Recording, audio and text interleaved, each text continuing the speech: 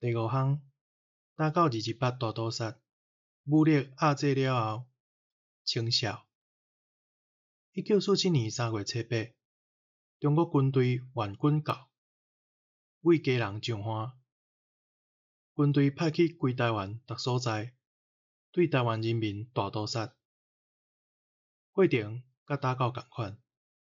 初8到初10这3天，看到人就刣，搁四界共抢共强。民众伫路呢、厝呢，拢互当作精生刣死。台北甲家人上凄惨。到3月11，中国政府才命令军队袂当凊彩刣人、共侮辱、共抢、共强。续落来代志还袂收煞。中国政府虽有计划列黑名单，甲228事件处理委员会出头的头人拢总斩去，私底下甲刑刣互死，安怎死都毋知，连心死都无。这就是甲台湾人大屠杀了后，搁继续清剿，甲台湾人精英做一摆总清，创互死了，无人会搁出声。3月17日时，中华民国国防部部长白崇禧来到台湾，过转工随家好说宣布讲要原谅台湾人，讲蒋介石鼓舞民众出来自首反悔，上时煞甲头人拢抓起来判死罪，公布因的罪名，伫公开的所在枪杀，要抬价架高。打到现有设高雄市228事变嫌疑人犯调查处理委员会，审查犯人。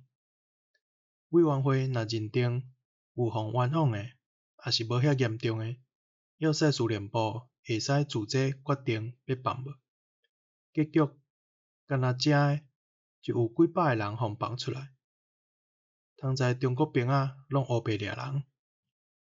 4月初3，中国国民党调查陈仪，决定将长官公司改做省政府，拖到4月21，蒋介石才甲陈仪换掉。5月12，陈仪离开台湾。5月16，魏道明将任中华民国台湾省政府主席，继续清剿，到1949年5月，台湾戒严。到1987年7月15才戒严，也就是白色恐怖时代。中国政府讲这228大屠杀是事件、事变、反乱，受难者拢是恶人起暴乱，而且利用媒体、教育的手路，四界放送，甲台湾人抹黑、洗脑几十冬。甲228有关系的人，也是因的亲人，拢变做黑名单。有人咧监视，不时嘛搁互掠去问、掠去刑。受难者亲族规世人搁爱受磨，互歧视、互糟蹋。